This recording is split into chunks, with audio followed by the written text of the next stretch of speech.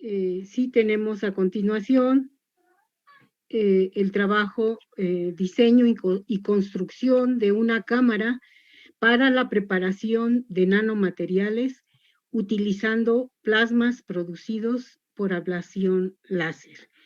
Este trabajo va a ser presentado por el doctor Luis Escobar Alarcón, quien es un investigador destacado del Instituto Nacional de Investigaciones Nucleares en el área de investigación básica.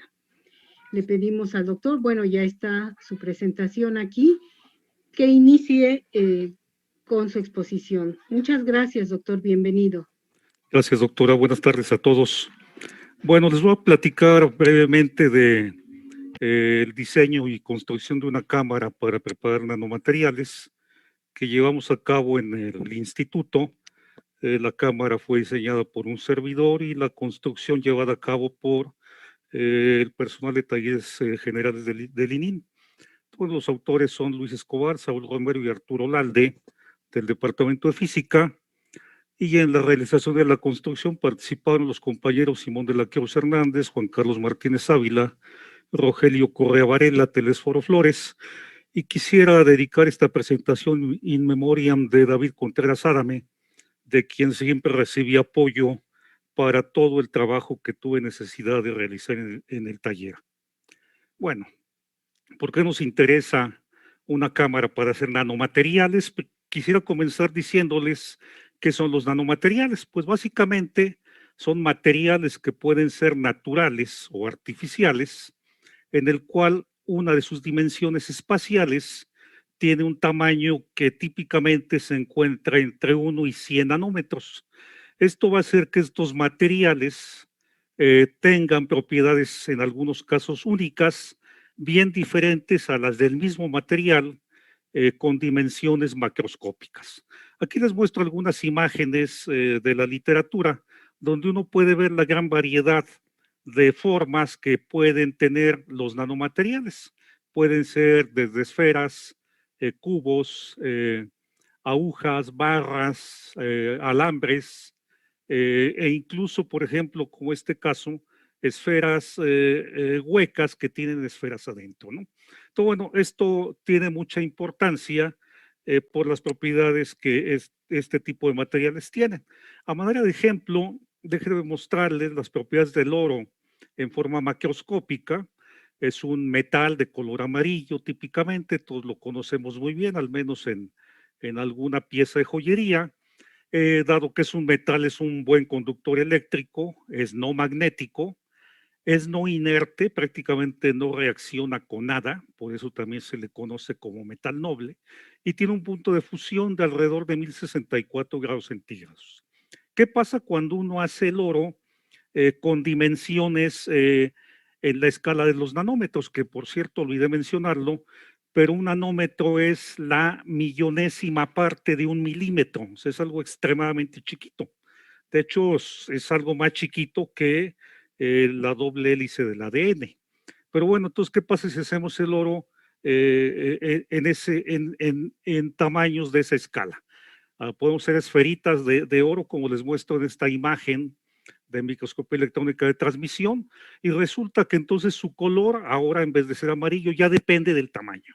Aquí les muestro las fotografías de algunos coloides que fabricamos en el laboratorio, donde uno puede ver que dependiendo del tamaño de estas esferitas de oro, pues va desde un rojo carmín, digamos, hasta un violeta para los más grandes, ¿no? Los más grandes son 72 nanómetros. Entonces, controlando el tamaño de las partículas de oro, yo puedo obtener la presencia de colores diversos, ¿no?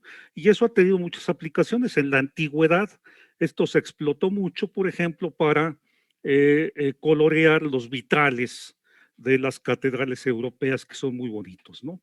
Otra característica que tiene el oro cuando uno lo hace chiquito es que pasa de ser conductor a no conductor. O sea, cuando uno tiene partículas de 1 a 3 nanómetros de tamaño, el oro ya no conduce electricidad y resulta que se vuelve magnético también. De ser inerte en dimensiones macro, pasa a ser un catalizador y resulta incluso ser un material explosivo, y su punto de fusión baja del orden de 500 grados. En tamaño nano ya su punto de fusión es solo de 564 grados centígrados. Entonces observen, es el mismo material y simplemente hacerlo pequeñito le confiere propiedades radicalmente diferentes, ¿no? De allá el interés de poder tener procesos que nos permitan hacer nanomateriales. Y bueno, pues es este tipo de materiales en esas escalas, pues resulta que actualmente tienen una aplicación en muchos campos, ¿no? Básicamente uno explota ventajas como que son más ligeros, son más fuertes, son limpios, son menos costosos, en algunos casos más precisos o estéticos, etcétera, ¿no? Y aquí hay una lista de algunos campos en los cuales actualmente se utilizan los nanomateriales en la electrónica, en la industria del automóvil, la construcción, los cosméticos, las aplicaciones energéticas, la alimentación, textiles, medicina, material deportivo y en el sector de la higiene y la limpieza, ¿no? Entonces resulta que hacer nanomateriales, pues actualmente es muy importante dada la gran variedad de aplicaciones tecnológicas que tiene, ¿no? Bueno, ahora pasemos a ver qué es esto de la ablación láser para ver la idea de esta cámara para hacer nanomateriales por ablación láser, ¿no? Bien, la ablación láser es un proceso físico conceptualmente muy simple. Lo que uno hace es remover una porción de la superficie de un material utilizando pulsos láser de muy alta potencia. ¿Qué quiere decir alta potencia? Son pulsos que concentran densidades de potencia de los millones de watts a los petawatts, a 10 a la 15 watts, ¿no? Entonces son densidades de potencia gigantescas que cuando interaccionan con un sólido no solo son capaces de fundirlo y evaporarlo, sino que lo pasan al estado de plasma, el cuarto estado de la materia. Entonces descompongo un sólido en sus componentes fundamentales. ¿Qué quiero decir? Lo que produzco a partir de él son átomos, iones y electrones, ¿no? Y a partir de ellos, como bloques de construcción, voy a fabricar los nanomateriales, ¿no? Esta técnica originalmente, y de hecho una de las aplicaciones más importantes, es que se tiene que hacer en alto vacío. Esto es presiones de 10 a la menos 5 torres, algo así como 1.000.000 de veces por debajo de la presión atmosférica. ¿Qué puedo ablacionar? ¿Qué puedo usar como blanco que le llamamos para producir los plasmas? Cualquier cosa. Puedo usar metales, semiconductores, aislantes, polímeros, lo que sea, ¿no? Esto ya lo dije, bueno, el material como resultado de la interacción del pulso láser con la materia se funde, se evapora y se forma el plasma. El plasma se condensa sobre un material que llamo substrato para colectarlo y ahí formo los nanomateriales. Y esto tiene dos ventajas importantes. Primero, yo puedo hacer estos experimentos en atmósfera inerte o reactiva, incluso alta presión. Alta presión significa incluso a varias atmósferas de presión. Y es muy versátil, de manera tal que uno puede hacer configuraciones que ya muy híbridas o más complejas, ¿no? Aquí les voy a mostrar una animación que hice. Esto es algo real, es usando una cámara muy veloz. El intervalo entre cuadros son 100 nanosegundos de un plasma que producimos en el laboratorio. Entonces eso es lo que ocurre, llega un pulso láser muy potente, golpea el blanco sólido, el plasma se expande en esta dirección y como resultado, sobre el sustrato se forma el nanomaterial. Entonces, bueno, eso es lo que necesitamos para producir estos nanomateriales. ¿Qué he estado haciendo yo como trabajo de investigación? Bueno, básicamente he estado modificando lo que yo llamo la configuración convencional para hacer ablación láser, que es la que se muestra en estas imágenes de la parte superior. Usualmente en todo el mundo, de hecho, la mayoría de la gente lo que hace es pone su material fuente para producir el nanomaterial y manda un pulso láser y lo colecta ahí enfrente, ¿no? Ahí hay una fotografía del experimento. Pero bueno, lo que a mí se me ocurrió en algún momento es qué pasa si empiezo a hacer interaccionar más de un plasma, ¿no? Y entonces la primera configuración que propuse fue usar dos plasmas que se propagaban en direcciones perpendiculares, y esto tiene la ventaja de que ahora yo puedo combinar dos elementos diferentes. Aquí, por ejemplo, yo podía hacer nanomateriales basados en titanio, por ejemplo, dióxido de titanio, pero nada más. Aquí ahora si hago un plasma de titanio y uno de cobalto, puedo formar un material que contenga titanio y cobalto. Y variando las condiciones de cada uno de los plasmas, pues puedo obtener toda una variedad de materiales basados en titanio y cobalto, ¿no? El siguiente experimento fue hacer que los plasmas se propagaran de manera paralela, lo cual también permitió obtener nanomateriales con propiedades y características interesantes, y posteriormente salté a combinar plasmas hechos con láser con vapores producidos térmicamente. Entonces aquí estoy combinando un plasma de titanio o de dióxido de titanio con un plasma con un vapor de bismuto, perdón, para producir un material de dióxido de titanio modificado con bismuto. Y aquí estoy combinando un plasma producido por pulverización catódica, sputtering, con un plasma producido por láser. Con esas configuraciones, pues puedo hacer toda esta colección de nanomateriales. Puedo hacer agujitas, barritas decoradas con nanopartículas. Estos son vanadatos de titanio modificados o decorados con nanopartículas de plata. Puedo hacer grafeno, nanoplanos de óxido de bismuto, nanopartículas de dióxido de titanio bien cristalinas, y podemos con estos arreglos formar este tipo de estructuras. Esto es el corte transversal de una película delgada de 120 nanómetros de espesor de dióxido de titanio, al cual le puedo incorporar de manera ya más o menos ordenada nanopartículas de bismuto, ¿no? Entonces, bueno, la idea que tenemos pues es intentar hacer nanomateriales más complejos, combinar distintos tipos de nanomateriales, por ejemplo, nanopartículas con películas delgadas o nanomateriales con materiales macro, ¿no? La idea también es que estas técnicas nos permiten un montón de posibilidades para diseñar nanomateriales con propiedades específicas para aplicaciones concretas. Esto es lo que llamamos hacer nanomateriales a la medida, ¿no? Y bueno, el siguiente paso pues fue cómo hago para producir ahora 3 plasmas, ¿no? Esto permitiría pues tener una gran variedad de combinaciones de materiales. Ahora, modificar óxido de titanio no solo con un metal bismuto, sino con 2, por ejemplo, bismuto y platino simultáneamente. En fin, se pueden hacer todas las combinaciones que ustedes quieran.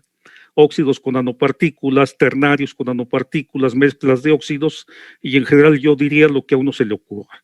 Bueno, entonces la idea fue tratar de construir una cámara en la cual yo pudiera producir 3 plasmas. Ahí están algunos de los bosquejos que hice para el diseño.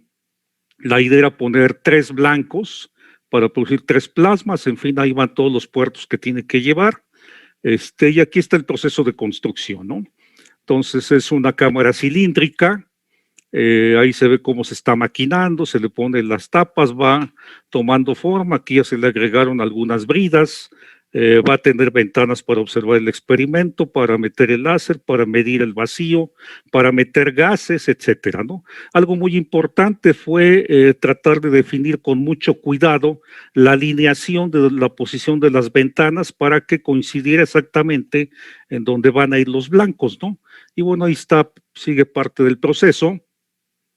Aquí les sigo mostrando algunas fotografías de los compañeros trabajando, hasta que finalmente, pues aquí terminamos, ¿no? Ahí está ya la cámara lista, que posteriormente nos llevamos al laboratorio. Aquí vemos a Arturo empezando a montar sus distintos componentes, y acá está la cámara ya finalizada, ¿no? Y bueno, pues una vez que ya está lista, pues comenzamos a hacer primero pruebas de vacío. Debo decirles que el primer vacío que alcanzamos fue de 2 por 10 a la menos 6 torrs, algo muy bueno, y llegamos hasta 9 por 10 a la menos 7 torrs, bastante bueno. Y aquí está el primer plasma que producimos, un plasma de dióxido de titanio, y hay algunas imágenes con 2, 3 plasmas, ¿no? Estos son los primeros, y ya después de un poco de práctica, ya que Arturo me dijo cómo hay que hacer los experimentos, pues ya podemos hacer plasmas muy bonitos, ¿no? Aquí hay la combinación de 2, y aquí hay la combinación de 3, y ya produjimos una primer serie de películas de dióxido de titanio modificadas con bismuto y con nanopartículas de bismuto que les muestro en estas imágenes, ¿no? Todo bueno, ¿qué puedo decirles a manera de conclusiones? Bueno, diseñamos y fabricamos una cámara de vacío para preparar nanomateriales usando plasmas producidos por láseres muy potentes. Los experimentos preliminares que hemos hecho hasta ahora han mostrado que la cámara cumple con su propósito y vamos a poder obtener nanomateriales multicomponente de hasta 4 elementos, que básicamente estamos usando en fotocatálisis para degradar contaminantes orgánicos en aguas residuales. Y algo que es fundamental mencionar es que el costo de esta cámara fue del orden de 1/5 de lo que cuesta una cámara comercial. Una cámara comercial de estas cuesta entre 300 y 350 mil dólares. Entonces, bueno, creo que pudimos hacer algo con 1/5 de ese presupuesto gracias a un proyecto CONACYT del CB 240998. Y por otro lado, pues también me gustaría comentarles que estoy seguro de que en el mercado no existe una cámara con estas características y es un sistema bastante versátil al cual se le pueden incorporar otros componentes de manera muy simple, ¿no? Agradezco su atención y si tienen preguntas intentaré responderlas. Gracias.